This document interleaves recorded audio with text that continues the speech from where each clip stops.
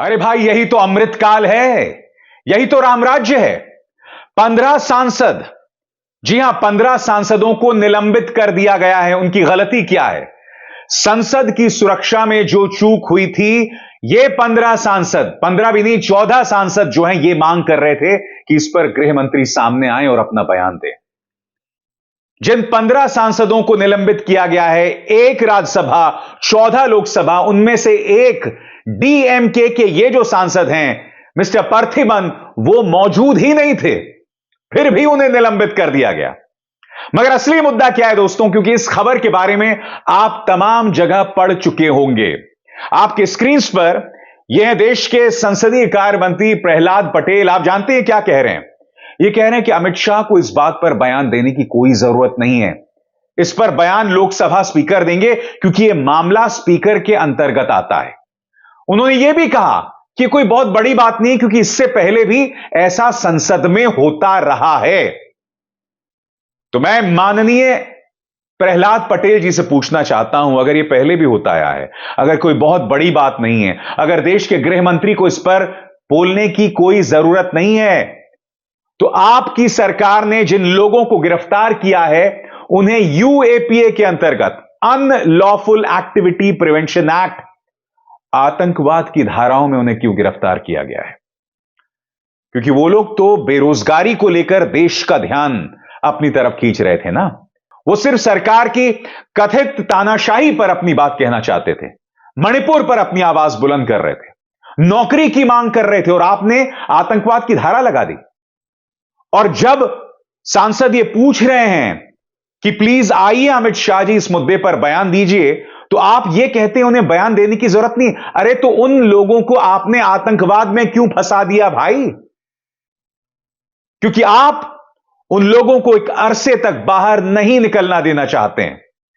उन्होंने बेरोजगारी को लेकर अपनी आवाज बुलंद की थी, वो लोग संसद तक पहुंच गए थे, इसीलिए आपने उन पर आतंकवाद की धाराएं लगा दी। मगर देश के गृह मंत्री उस पर कोई बयान नहीं देंगे। दोस्तों, विपक्ष हमलावर है। विपक्ष क्या कह रहा है मैं आपको बतलाऊंगा। मैं आपको यह भी बतलाऊंगा कि इस मुद्दे पर किस तरह से राजनीति हो रही है। सबसे पहले प्रहलाद जोशी का बयान आपके स्क्रीन पर। उन्होंने कहा कल जो घटना हुई है उसके बारे में हमने पहले भी निंदा की है, मैं अब भी निंदा करता हूं। सभी नेताओं की बैठक बुलाई थी, उसमें जो भी कार्रवाई करनी थी वो की गई। इसकी जांच के लिए लोकसभा अध्यक्ष ने गृह सचिव को आदेश दिया है कि इसकी डिटेल में इंक्वायरी होनी चाहिए। प्रहलाद जोशी ने यह भी कहा कि यह पूरी बिल्डिंग की जिम्मेदारी लोकसभा स्पीकर के अंतर्गत आती है, यह हाउस सुप्रीम भी है। स्पीकर ने जांच के लिए कहा है, लेकिन अफसोस की बात यह है कि जो स्पीकर के कार्यक्षेत्र में आता है उसको लेकर राजनीति की जा रही है। मगर फिर आप उन लोगों को अदालत में पेश करते हैं आतंकवाद की धाराओं में, मगर गृह मंत्री सामने नहीं आना चाहते। और मैं आपको बतलाने वाला हूं क्यों। क्योंकि अगर गृह मंत्री सामने आएंगे तो कहीं ना कहीं प्रताप सिम्हा का क्या रोल है, जो कि भाजपा के सांसद हैं, उस पर भी इस सरकार को जवाब देने होंगे। क्योंकि अगर आप उन पर आतंकवाद की धाराएं लगा रहे हैं, तो जिस सांसद ने उन्हें गेट पास दिया वो कैसे बच सकते हैं?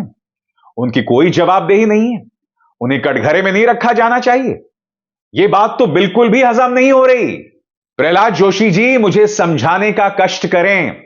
अगर आपको लगता है कि जिन लोगों ने संसद में अपनी बात रखने के लिए दर्शक दीर्घा से छलांग लगाई, अगर वो आतंकवादी हैं, तो प्रताप सिम्हा जिन्होंने उन्हें गेट पास मुहैया कराया, उनसे क्या सवाल जवाब भी नहीं हो सकता? देश के गृह मंत्री सामने आकर इस पर जवाब भी नहीं दे सकते? मैं जानता हूं कि देश का मीडिया इस पर गंभीर सवाल नहीं कर रहा है। पिछले 5 सालों से डेप्यूटी स्पीकर नियुक्त नहीं किया गया है। क्यों? क्योंकि डेप्यूटी स्पीकर होता है विपक्ष से, यह तक नहीं किया जा रहा है। पिछले 5 सालों से पार्लियामेंट की सुरक्षा पर किसी तरह की कोई चर्चा नहीं। कहने को यह नई संसद है, मगर नई संसद में भी बुनियादी सुरक्षा नियमों का ध्यान नहीं दिया जा रहा है। यह मजाक चल रहा है क्या? यह अनुभव बस्सी का स्टैंड अप कॉमेडी शो चल रहा है, या कपिल शर्मा कॉमेडी शो चल रहा है?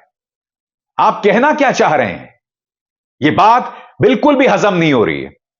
और डीएमके के इस सांसद को भी निलंबित कर दिया गया है जो वहां मौजूद ही नहीं थे। इसका अर्थ क्या हुआ दोस्तों? इसका अर्थ यह हुआ कि सरकार जो कदम उठाती है उसमें वो शरीर के जिस अंग का इस्तेमाल होना चाहिए उसका इस्तेमाल ही नहीं कर रहे हैं ये लोग, क्योंकि बेधड़क, बेलाग, बेबाकी से जो करना है हम तो करेंगे भाई, तुमसे जो मर्जी मन पड़ता है तुम कर लो, वही हिसाब किताब चल रहा है यहां पर। डीएमके सांसद पार्थिबन को जो निलंबित किया गया है वो तो मौजूद ही नहीं थे, आपने फिर भी उन्हें निलंबित कर दिया है। जाहिर सी बात है दोस्तों, विपक्ष इस पर तीखे तेवर अपना रहा है। आरजेडी सांसद मनोज झा तल्ख तेवर अपनाते हुए कह रहे हैं कि मामला सुरक्षा से जुड़ा हुआ है। एक सरकार जो संसद को सुरक्षित नहीं रख सकती वो देश को क्या सुरक्षित रखेगी? मेरे शब्दों पर गौर कीजिए, यह देश सुरक्षित हाथों में नहीं है। सुनिए क्या कह रहे हैं मनोज झा। कांग्रेस भी तल्ख तेवर अपना रही है। सुप्रिया सुनेत कह रहे हैं कि इस देश में उल्टी गंगा बह रही है। जो सांसद जवाबदेही मांग रहे हैं उन्हें ही निलंबित किया जा रहा है, और उनमें से एक सांसद ऐसे हैं जो वहां मौजूद ही नहीं थे। सुनिए। कल देश के सदन में सुरक्षा की भारी चूक हुई और सबको लगा कि इसको गंभीरता से लेकर सरकार आएगी सामने और एक वक्तव्य देगी कि ऐसी सेंधमारी हुई कैसे। सरकार लोगों को भरोसे में लेगी, उनको यह आश्वासन देगी कि स्थिति नियंत्रण में है, सुरक्षा को कोई खतरा नहीं है। लेकिन यहां अलग ही खेल चल रहा है, यहां विचित्र ही, यहां उल्टी ही गंगा बह रही है। यहां 15 सांसदों को निलंबित कर दिया गया, जिसमें से 9 कांग्रेस के थे। उनका क्या गुना था? उनका यह गुना था कि वो पूछ रहे थे सरकार से कि आखिर इतनी बड़ी चूक हुई कैसे। आखिर जिस जगह परिंदा नहीं जा सकता, जहां पर फोन लेकर कोई नहीं जा सकता, वहां लोग कैन लेकर कैसे घुस गए और सदन को धुएं से कैसे भर दिया। और खेल सुनिए कितना गजब हो रहा है, कितना विचित्र है। एक बेचारे सांसद महोदय तमिलनाडु से हैं, वो सदन में तो छोड़ दीजिए, नई दिल्ली में भी नहीं थे, उनका भी निलंबन कर दिया गया। मतलब किस बुद्धि के ये लोग हैं, ये यही बता सकते हैं। और सबसे बड़ी विचित्र बात यह है कि विपक्ष के सांसदों को निलंबित किया जा रहा है, लेकिन जिस सांसद के चलते ये लोग अंदर आए, जिसने उनके प्रवेश पासेस बनवाए, जिसने सिफारिश करी, हस्ताक्षर किए, प्रताप सिम्हा, मैसूरू का भाजपा का सांसद, उसके खिलाफ कोई कार्रवाई नहीं हुई, उसका कोई निलंबन नहीं, उससे कोई पूछताछ नहीं। बिल्कुल आंख पर पट्टी और मुंह में दही जमाने का काम हुआ है। पर निलंबन पहली बार तो हुआ नहीं है, निलंबन तो मॉनसून सेशन में भी हुआ था। हमारे लीडर अधीर रंजन चौधरी जी को निलंबित कर दिया गया था, राज्यसभा से भी बड़े बड़े नेताओं का निलंबन हुआ था। 176% बढ़ गया निलंबन मोदी जी की नाक के नीचे जब से ये प्रधानमंत्री बने हैं, क्योंकि साहब को ना सवाल नहीं पसंद है। सवाल पूछने वाले उनका टाइम बर्बाद करते हैं। सवाल पूछने वालों के लिए संसद में कोई जगह नहीं है। सवाल पूछने वालों को बाहर कर दिया जाएगा, बेदखल कर दिया जाएगा। जयराम रमेश राज्यसभा में कांग्रेस के सांसद, वो कह रहे हैं हम तो सिर्फ इतना कह रहे हैं कि देश के गृह मंत्री सामने आए और जवाब दें, और अगर विपक्ष उनसे सवाल कर रहा है तो उसमें कुछ गलती नहीं है। मैं ये समझ नहीं पाता हूं, जब भी कोई बड़ी घटना होती है, चाहे कोरोना को लेकर संकट हो, चाहे कश्मीर में अफरा तफरी हो, चाहे दिल्ली के दंगे हो, तो देश के गृह मंत्री कहां गायब हो जाते हैं। और ऐसे में अगर जयराम रमेश ये सवाल पूछ रहे हैं तो क्या गलत पूछ रहे हैं? सुनिए वो क्या कह रहे हैं। दोस्तों शिवसेना उद्धव ठाकरे फैक्शन की प्रियंका चतुर्वेदी भी इस मुद्दे पर बहुत उग्र हैं। उनका कहना है कि टीएमसी के सांसद डेरेक ओब्रायन को निलंबित कर दिया गया क्योंकि वो इस मुद्दे पर सवाल पूछ रहे थे। हमारी ये मांग है कि इस मुद्दे पर देश के गृह मंत्री तुरंत जवाब दें, क्योंकि वो जवाबदेही से बच रहे हैं। प्रियंका, मैं फिर पूछना चाहता हूं, देश के सांसद हूं, देश के असली पत्रकार हूं, वो सिर्फ सरकार से जवाबदेही मांग रहे हैं। एक संकट है सामने, उस पर सरकार को जवाब देना चाहिए। अब आप इस मुद्दे से बच क्यों रहे हैं?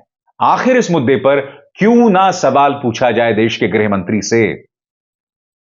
अरे भाई, संगोल के सामने प्रधानमंत्री नतमस्तक हैं, यानी कि पार्लियामेंट के सामने वो नतमस्तक हैं। और अगर संसदीय गरिमा आहत हो रही है तो उनसे सवाल क्यों ना पूछा जाए? आपने नई संसद बना दी, मगर जो बुनियादी सुरक्षा है, बुनियादी सुरक्षा ढांचे पर आपने अब तक काम नहीं किया। इसीलिए बहुत जरूरी हो जाता है कि देश के गृह मंत्री सामने आए, प्रताप सिम्हा का क्या रोल है यह तय किया जाए, क्योंकि यह निहायत ही गंभीर मामला है।